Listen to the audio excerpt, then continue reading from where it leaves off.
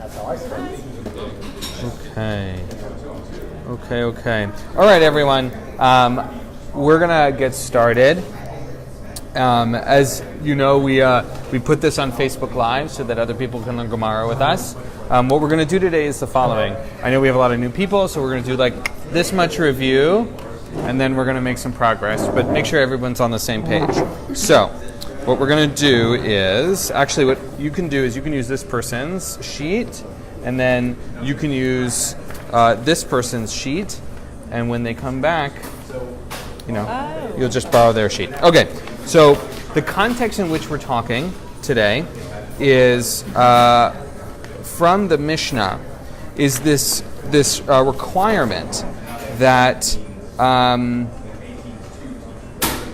So let me back up. So there are the Mishnah says there are 4 New Years, okay, and we started talking about the year, the year, how we measure the year for kings at the beginning of Nisan.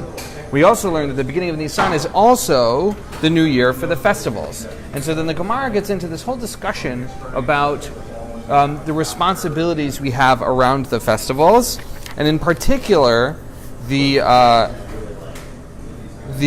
hold on, I'm just looking for the note. Where'd it go?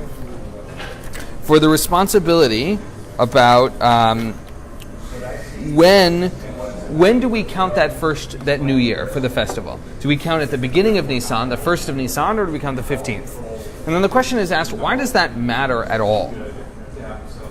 And the answer of that is, well, if you make a commitment to bring an offering to the temple, the question, and it's due by one of the festivals, is it the 15th or the 1st? Is it when the festival begins or that whole month? That's the context. And so we have this whole conversation about this mitzvah, you shall not delay. You have a responsibility. You say, I'm going to make this sacrifice. And the obligation of you shall not delay kicks in. And so the question is, how long do you have until you've crossed the boundary of you shall not delay? Is everybody with me so far? Any questions? Only guilt. That's okay. Can't help you there. You're on your own. All right. So what we're going to do is on your sheets, turn to page 260. So for those at home, if you're in a Koren Gemara, it's page 260. We're on page 4b. And we're going to start in the second paragraph on 4b. Is everybody with me? Yeah? And it says the following. Rabbi Meir says, once even one festival has passed, one transgresses the prohibition, you shall not delay. So this is important. We're going to go through everybody's name. I want you to remember who says what. So the first is, Rabbi Meir says, once one festival has passed, you transgress the prohibition, you shall not delay. Now, on the previous page, we heard from Rabbi Shimon and other things, but don't worry about it. We'll come back to that. Rabbi Elazar ben Yaakov says, once 2 festivals have passed, one transgresses the prohibition, you shall not delay. So Rabbi Meir says 1, and Rabbi Eliezer ben Yaakov says 2. Rabbi Elazar, son of Rabbi Shimon, says, once the festival of Sukkot has passed, one transgresses the prohibition, you shall not delay. So he makes a different specification. There has to be Sukkot. Why is Sukkot relevant? It's not just the holidays, but the holidays in a particular order, which is what? Starting with the month of Nisan is Pesach, Shavuot, and then Sukkot. So it's those 3 festivals in that order. And one Yeah, please add. Last week was the idea of Sukkot being at the end of the festival year, that you don't want to carry these obligations into the next year. You want to clear everything up. Nice. In that year. Right, so Sukkot is, in some sense, really an end of a year, just as well as Nisan is the beginning of a year. Right, there's a dynamic there. Very nice. Okay, so what's going to happen is we're going to turn to page 262 on your sheets, which is the next sheet. 261, sorry, my bad. 261. I got so excited I wanted to just jump in. What can I say? We're going to turn to page 261, and it's going to start to explain. The Gemara is going to start to say, why is it that these people are saying what they're saying? Okay? Now, it's going to say, we're just now at the top of the paragraph. It says, the Gemara proceeds to explain the various opinions. what is the rationale of the first Tana? Now, if we were in the middle of our class, I'd make you all guess who the first Tana is, but I'm just going to tell you. In this case, it is the rabbis themselves as a group. And their position is, hold on, I'm just looking for it so that I can give it to you. Their opinion is that once the 3 festivals have passed, they have transgressed the prohibition. That is what the rabbis say. Here's your sheet. Okay, so the rabbis, as a group, say once 3 festivals have passed, you have transgressed the prohibition. Can I get someone to read for me in the English? Okay. Yeah, we're going to do it afterwards this time. Yeah. Someone read Rich, go for it. Read in English. We're on page 4b, like the second paragraph on the in the whole thing. No, you're in the right place. The top paragraph. The Gemara proceeds to explain the various opinions. What is the rationale of the first Tanakh? Since the entire chapter, Deuteronomy chapter 16, has just concluded a discussion of the 3 pilgrimage festivals. Why, after stating 3 times a year shall all your males appear before the Lord your God, Deuteronomy 16:16, do I need the Torah to write again? On the festival of Passover, on the festival of Shavuot, and on the festival of Sukkot, they shall not appear before the Lord empty-handed. Keep reading. Rather learn from here. The verse comes to teach in regard to the halakha of you shall not delay, that one does not transgress the prohibition unless these 3 festivals have passed. Nice. Great reading. I'm going to highlight a couple of words in the Aramaic that I think are important for us just in terms of Gemara learning as a whole, and then we'll go through kind of what does this mean. So first, the first 2 words of this section says, "My Tama," what is the reason? And this is an important thing for us to know because this is introducing a question. What is the reason for X, Y, and Z? In this case, it is what is the reasoning of the Tana Kama, which is the first opinion, the first Tana. Then I want you to look at the end of that little section where it says Shma Mina. That's everyone see that? It's the first 2 words on the 4th line. The phrase Shma Mina means learn from this. Shma means to hear or to listen, and so Shma Mina, learn from this. So the question is asked, what is the rationale of the first Tana, which is, right, that once 3 festivals have passed, where do they get that from? In the book of Deuteronomy, it says, right, as Rich very well read, 3 times a year, all your males appear before the Lord your God, and we recognize the patriarchal element of these texts. So we're not going to spend time on it today, but it's an essential piece of understanding this. It says this thing about appearing before the Lord 3 times a year, which clearly refers to what? Right, the 3 festivals. It says 3 times a year, it's 3 festivals, it's pretty obvious. And then the Torah repeats itself. It says, on the festival of Passover, on the festival of Shavuot, and the festival of Sukkot. It's this repetition, or appeared repetition of ideas, that makes the rabbis think, actually there's something extra here. And what that thing that is extra is that it needs to be those 3 festivals. Before you transgress, you shall not delay. And the transgression is not in failing to appear at the temple for 3 consecutive holidays. It's vowing to appear at the temple and then failing to. Correct. In this context, yes. Which is, I've made something hekdesh. I've declared something is going to be at the temple, and I have not done that. Right. According to the rabbis, it's 3 festivals, and here's their proof. Right? Learn that that unless 3 festivals have passed, you're in the clear still. Okay? Rabbi Shimon's opinion, which precedes this, right? Oh, it actually says it inside, so we'll actually just read it inside. Does someone want to read in English on that paragraph, Rabbi Shimon and Rabbi Shimon? Go for it, Rabbi. Rabbi Shimon, who said that one does not transgress the prohibition against delaying unless these 3 festivals are passed, in order. Okay, I want to make sure it's really highlighted. Rabbi Shimon's position is similar, but his position is that it has to be in order, which we identified. All right, keep going. He says, in explanation of his opinion, it was not necessary for the verse to say again on the festival of Sukkot, of which the immediately preceding text was speaking. Why then is it stated? It is to teach that this must be the last one. That is, that the three festivals must pass in order so that Sukkot is the last of the three. Great. So Rabbi Shimon, who believes that they must be in order, takes that the word Sukkot is at the end, right, on the festival of Sukkot, to identify that it has to be the last one.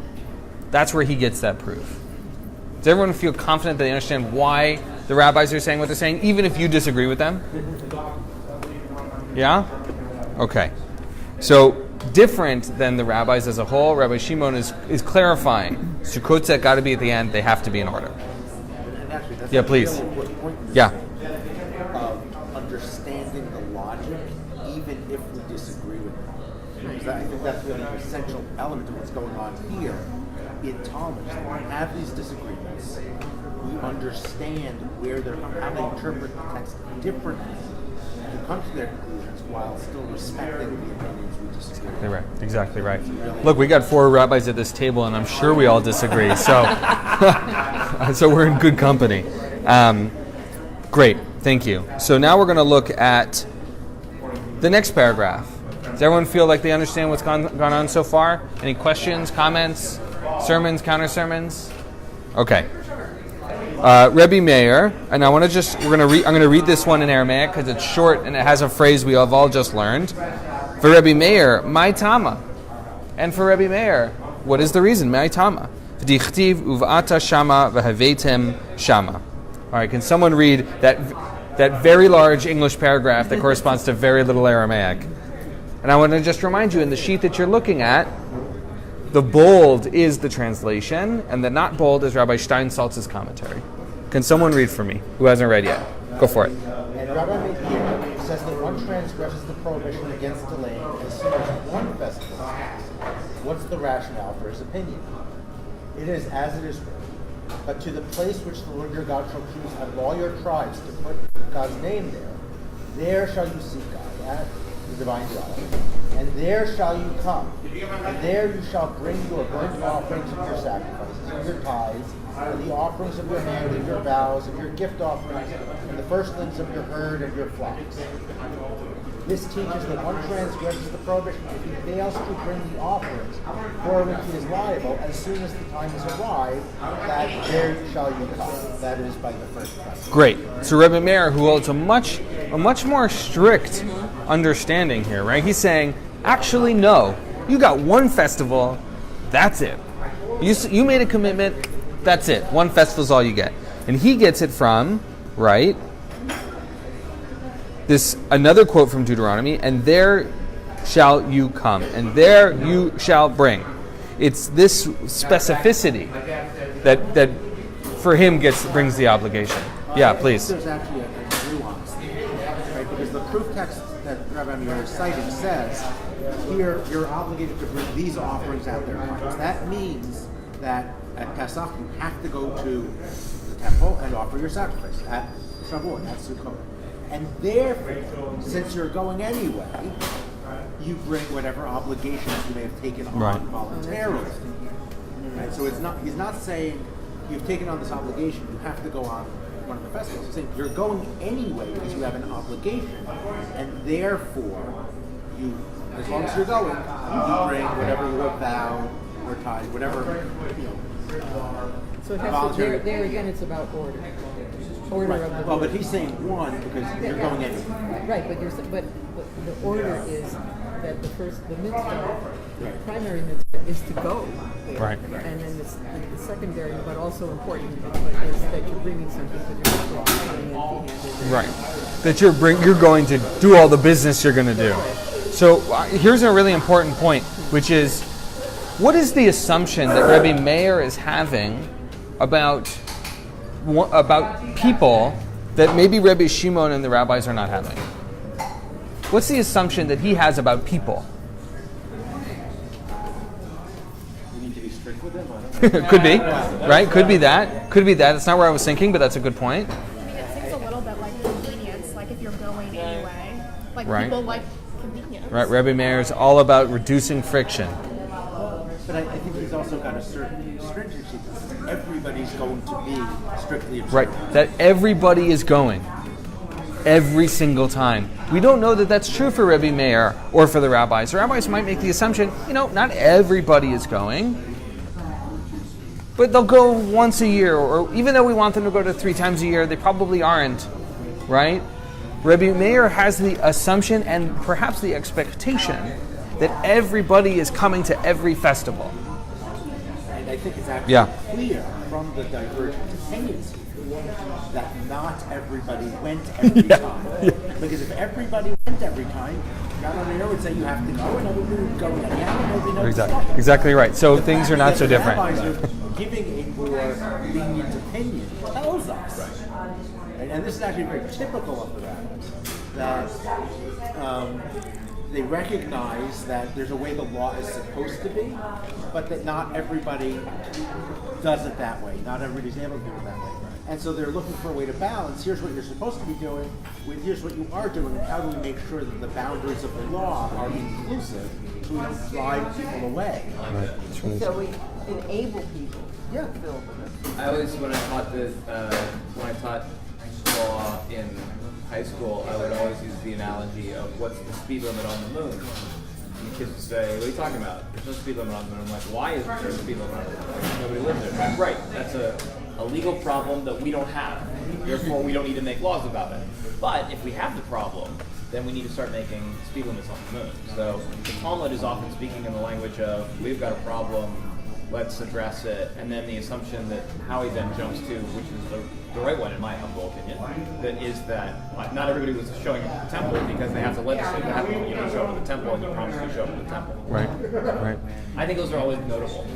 To stand back and be like, oh, look, everyone in Israel is violating the same law. Whereas, I think in the ultra-Haredi community, there's this tacit assumption that 3,000 years ago, all of our sages, blessed be their memory, were observing every halakha punctiliously and exactly. And it's kind of like, I don't know about that. The Gemara seems to imply that a lot of people weren't doing what they were supposed to do. Right, so I think, so two things. One is, right, this recognition of we're actually encountering reality with these texts. We might be imagining things to some extent, right, and creating systems, but we're talking about, right, an encounter with real human beings. And the second piece, which is correlated to that, which is talking about human beings. Human beings are not so different after 2,000 years, right?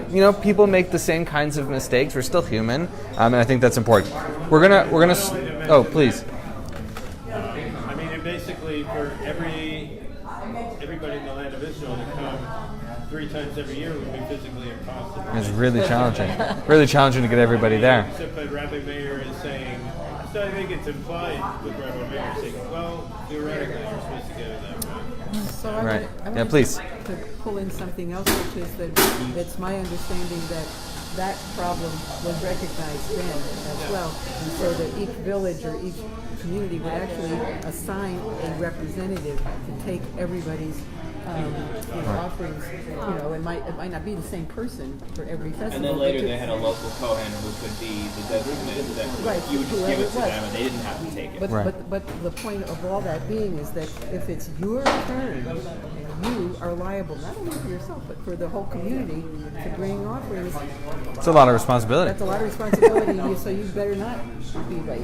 Right, exactly. You better go and not be late because you have the responsibility of everybody that you care about. Also, Exactly. I think that's So the text is going to take a slight detour here, and I think it's really important that we shocking, right? Gemara, taking detours, tangents, right? Sitting down. So let's just quickly outline what are the different types of mitzvot. So one are positive mitzvot, things where God has said in the Torah, do X. What else is there? don't do it. Don't do X, right? Those are your options. So far, so good, right? Now, I do want to point out that in those negative mitzvot, there are distinctions, right? There are the things that you have to avoid, like things I'm currently, right, not stealing anything. Right? So far, I am fulfilling the obligation of not stealing. Right? I'm not doing anything different. I'm just always not doing it. Right? Then there are also negative mitzvot in which, right, you have to like, it's an active choice. Right? So I just want to put those in your head. Right? Okay. So we're looking at the next paragraph. It says, "V'Rabbanan hahu la'aseh." Right? Few Aramaic, lots of English. Can I get someone else who hasn't read yet to read in English for me, please? The Gemara asks, and the rabbis who say that one transgresses the prohibition against delaying only after 3 festivals pass, how do they understand it? The Gemara answers, in their opinion, this verse teaches that there is a positive mitzvah to bring one's vow offerings on the first festival. However, if one did not bring it, he has not transgressed the prohibition against delaying, although he has failed to perform the positive mitzvah. Okay. So this is in response to Rabbi Meir's proof text. And the rabbis are saying, okay, ideally, I'm fulfilling my obligation on the first chance I have. And if so, great. I fulfilled my positive mitzvah to fulfill my obligation. In the case that I don't, what are the rabbis saying? You have another couple of chances. I have another couple of chances, and You still have the obligation. still have the obligation, and I haven't transgressed anything. Right? I haven't crossed that line. I didn't get the extra credit, but I haven't failed either. Well, but I Yeah. think also, one could take Rabbi Meir's opinion to mean if you don't go on the first opportunity, you have failed to fulfill your obligation. Correct. And You transgressed. failed. Right. That's the end of the matter, right?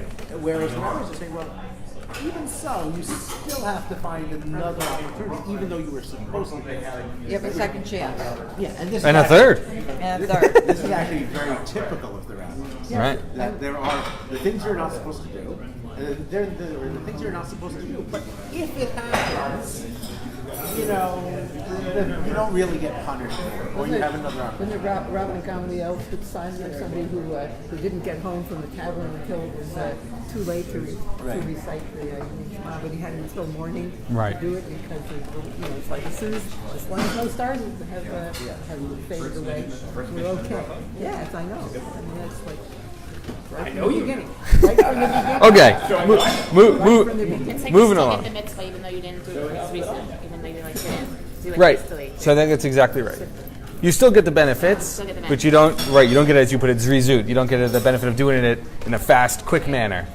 Right. I think that's a great point. All right, let's move along. Would someone else like to read who hasn't read yet?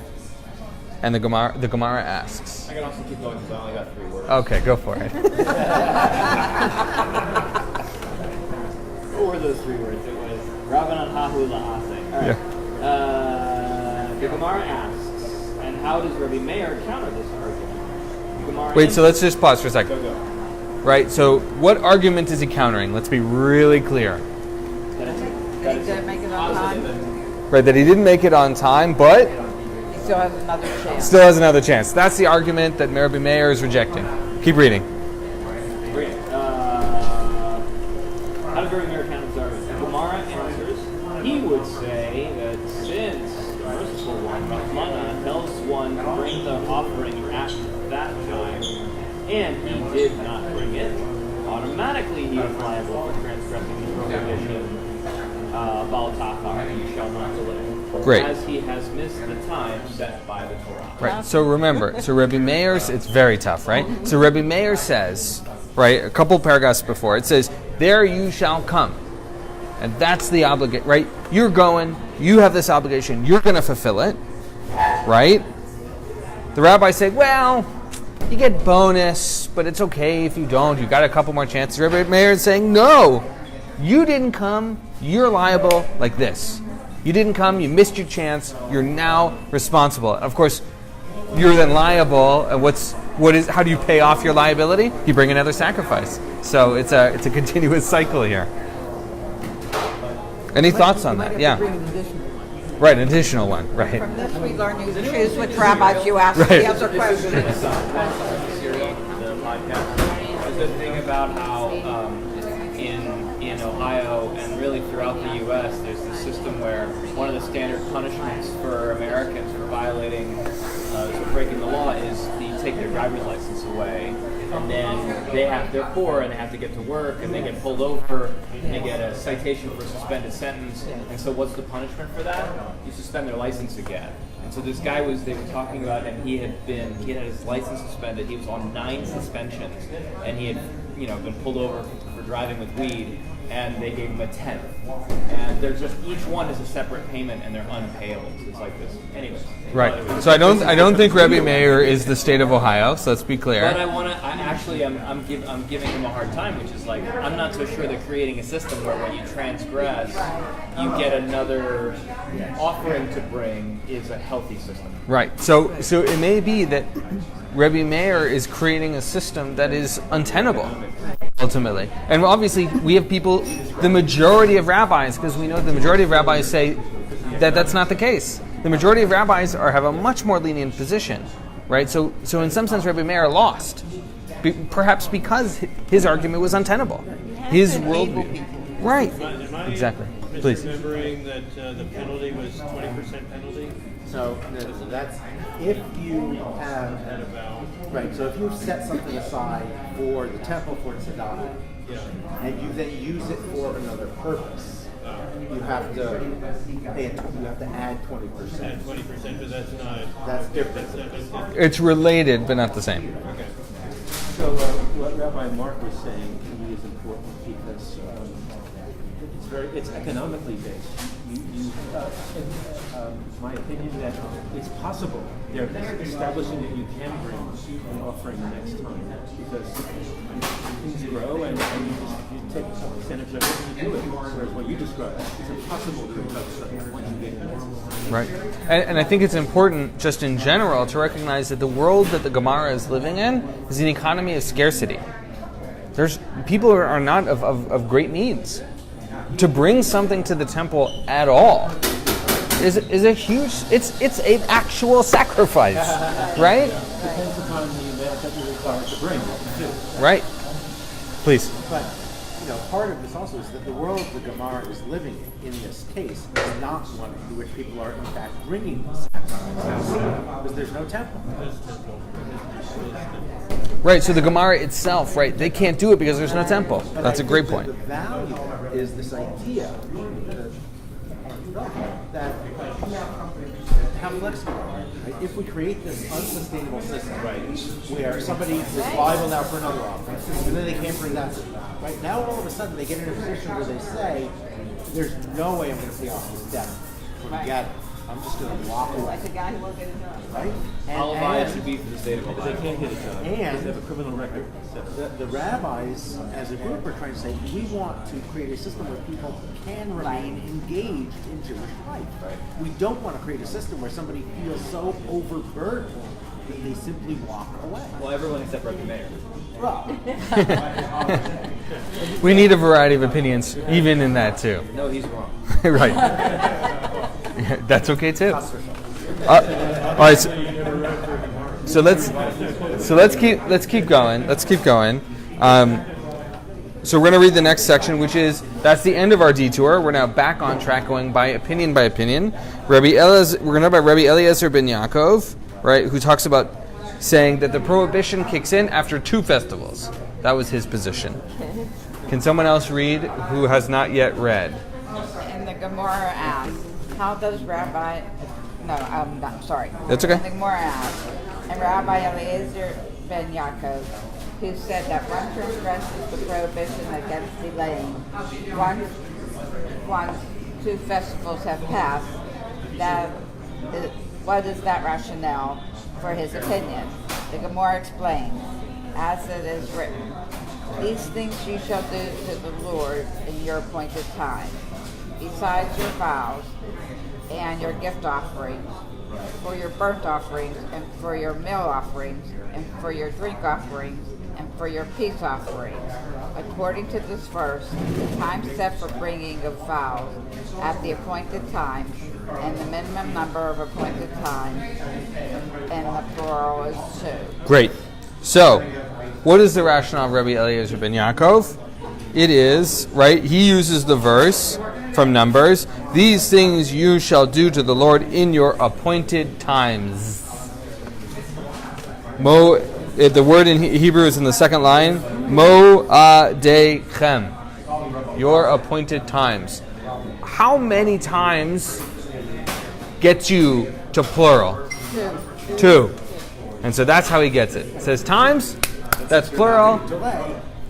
Exactly right. So the minimum requirement for Rabbi Eliezer ben Yaakov, since it's about plural, is 2.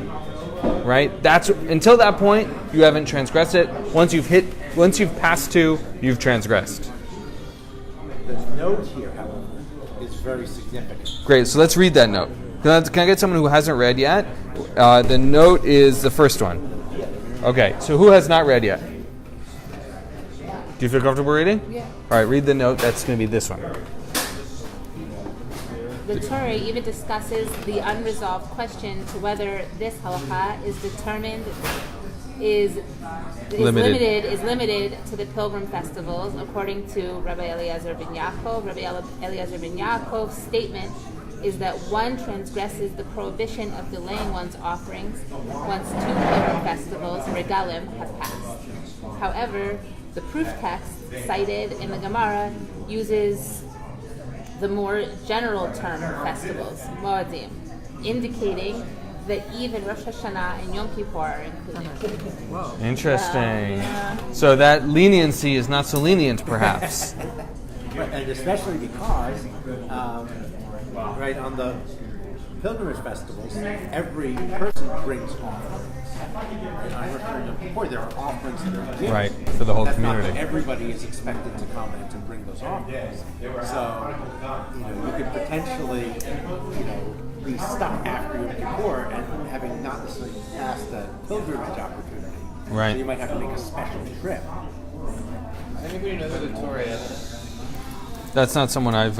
he's quoted in here in the section a bunch, but other than that, I'm not super... I would imagine he's an Acharon or a late Rishon, is my guess. Yeah. Not knowing, but it's my guess. So it's important. We can't do whatever we want whenever we want to.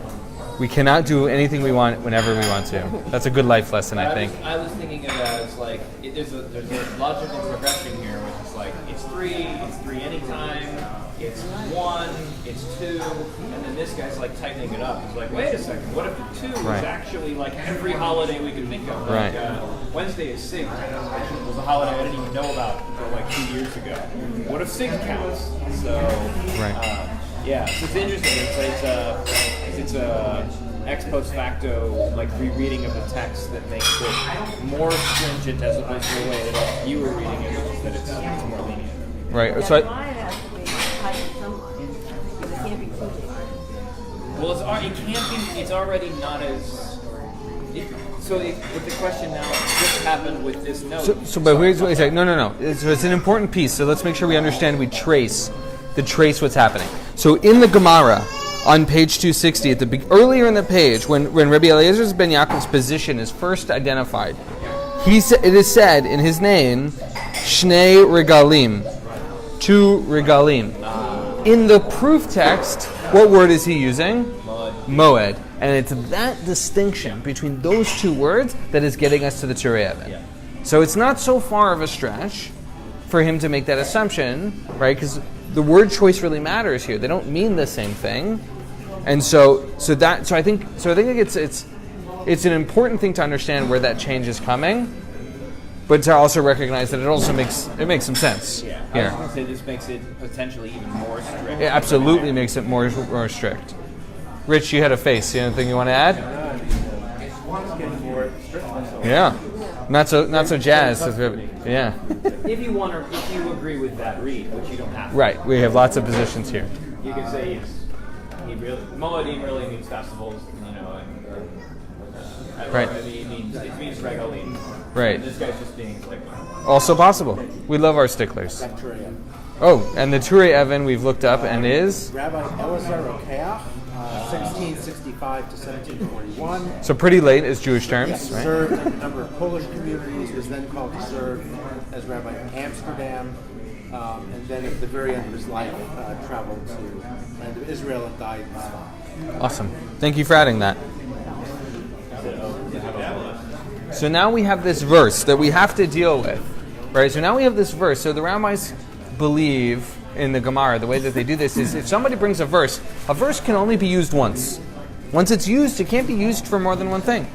So if I use it and you say, well, that's not what that means, you have a different meaning for what that verse is for. And so that's what we're going to engage in. So Rabbi Eliezer's verse is, these things you shall do to the Lord in your appointed times, besides your vows and your gift offerings and your burnt offerings and for your meal offerings and for your drink offerings and for your peace offerings, which Elisa very well read. But here's the question.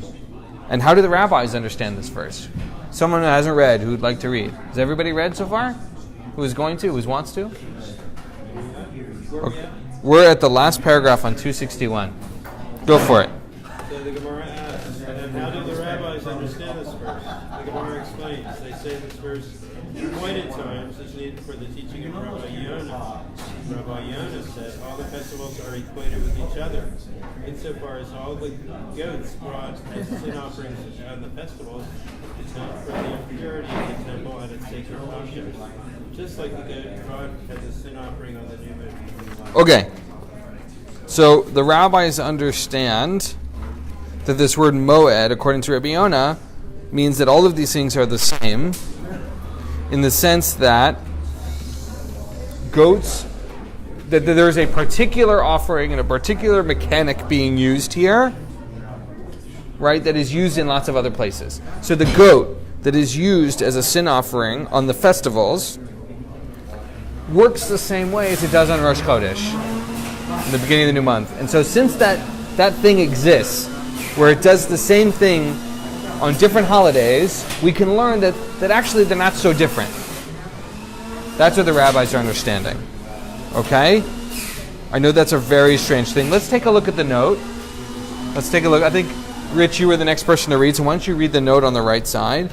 And it says, Tractate Shavuot, the impurity of the temple and its sacred objects. The impurity of the temple and its sacred objects. Tumat.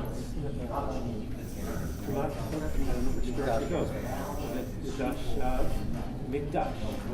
Tractate Shavuot discusses at length the complex issue of rendering the temple, its vessels or offerings, impure through contact with people in an impure state, whether willfully or unintentionally. Atonement for this sin depends upon a variety of factors. The time and way in which the impurity became known, whether one entered the temple intentionally or unintentionally, whether one forgot entirely that he or she was impure, and whether the impurity was not known to anyone.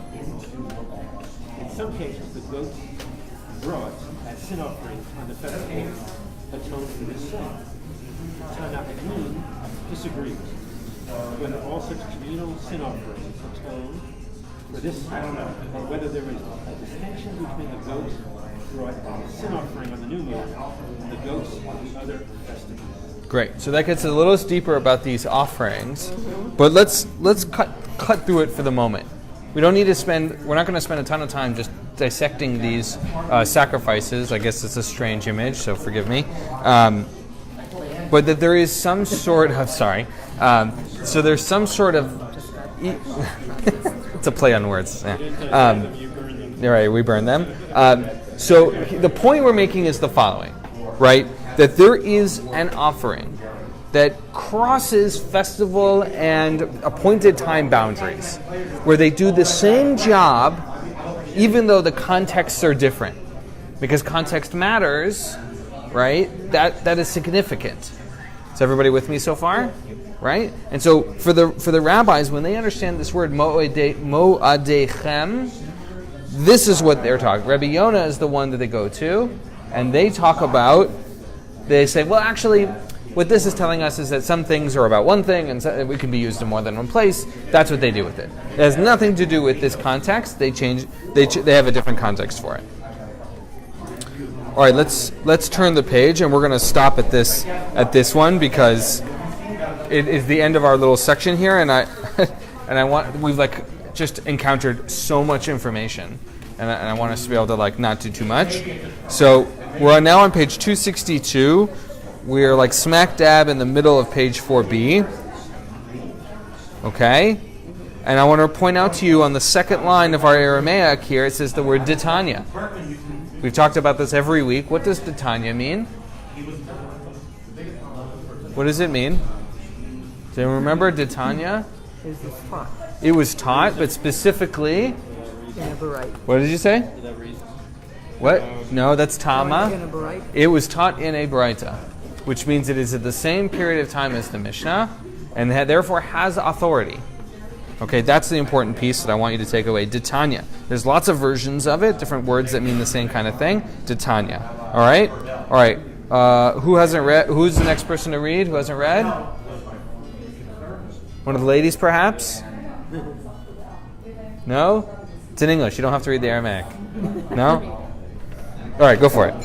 Top of 262. Yeah, the Gemara asks further. The Gemara asks further, Rabbi Eliezer, son of Rabbi Shimon, who says that once the festival of Sukkot has passed, one immediately transgresses the prohibition against delaying. What is the rationale for this opinion? The Gemara explains. It is as it is taught. In a baraita. The Baraita, Rabbi Eliezer, Elazar, son of Shimon, says that it was not necessary for the verse to mention the festival of Sukkot, of which the immediately preceding text was speaking. If so, why is it stated? It is to say that this festival is what causes one to be considered late in fulfilling his vow, since by the end of the festival, he must bring all of his current vows to the temple, whether he took his vow shortly before Sukkot or much earlier. Okay, so two things. One, who's Rabbi Elazar's father? Rabbi Shimon. Whose proof text looks mighty familiar? You can go back one page. Let's take a quick look at Rabbi Shimon's proof text. What does it say? It's the second paragraph on that previous page on 261. It's the same proof text. Same proof text. Same proof text. But Rabbi Shimon says, actually, they have to be 3 festivals in order, because in order, the end of the order is Sukkot. But Rabbi Shimon's son, Rabbi Elazar, has a different understanding. He's saying, actually, because it mentions Sukkot at the end, Sukkot's your end line no matter where you start. I'm very interested to know what happened in Rabbi Elazar's life, that he had a different position than his father. Right, presuming they learned together, something must have happened. It's just an interesting question to ask. But I think it's the same kind of process that we go through. That we study the text, we come to different conclusions. We may even study the text and understand different ways in which it can be interpreted. And even though you learned with your father, you may take a different standpoint. And times change. Times change. Exactly right. I mean, Rashi's grandson often agreed with him. Exactly right. But think of how times change and how, even though it might change slowly then, just with the way of travel or whatever, the things could change and people make things easier or harder or whatever for things to happen. So that, I'm sure, had an influence on the son. Real life. He had a life that's different than his father's. He has a different worldview. I don't think that's so unusual. No, definitely not that unusual. So this is what I want. So we did a lot today, and it's 10 o'clock, and I want to respect your time. So this is what I want to end with. First of all, the important point that we made earlier, which is there are a lot of opinions. You don't have to agree with them all, but you do have to honor them, right? Which is clearly being done here. Even though the majority, which is the rabbis, decided X, Y, and Z, all of these opinions are retained. That's really important. Second of all, we can look at the same content and get different conclusions. So it's not just about having different opinions, it's that looking at the same material and taking different things away from it. This is something that is still 100% true today, clearly. And I think it's important for us to be reminded of that as well. The third thing I want you to point out is just this whole question about delay and our own sense of obligation. What does it mean for me to have an obligation and to fulfill it in a timely way? Right? Whatever that might mean. Now, often we talk about taxes as a metaphor, or as an analogy, rather. But I think there are other types of obligations we have, maybe to each other, where we might ask that same question. Or to vote. Or to vote, which we should all do tomorrow, since tomorrow is election day. Because if you don't get there before 8 o'clock p.m., your vote doesn't count in. Exactly. That's the deadline. You really transgress, you shall not delay. But that's a great point, thank you. But I think also just on a more fundamental one-on-one level, what it means for us to have responsibilities to one another and to fulfill those obligations in a meaningful and reasonable way in a timely fashion, whatever that might mean. Right? Because it's easy to forget. It's easy to forget. No wonder you're trying to end on time. Right, we're trying to end on time. Thou shalt not And delay. Can we start later next week? Yes, so we'll talk about that. So I just want to thank everybody for learning. Thank you. I will take your sheets if you don't need them. Goodbye, Facebook land.